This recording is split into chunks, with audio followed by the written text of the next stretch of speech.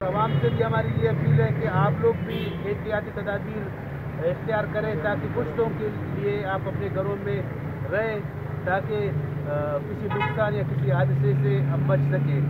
हम अपने घर में अपने अपने बच्चों का भी हम लोग ख्याल रखें, गैर ज़रूरी बाज़ारों में ना आए। जिसे कोई चीज़ की ख़रीदारी करनी है वो आके लाइनों में खड़ा होकर अपनी ख़रीदारी करके वापस चले जाए।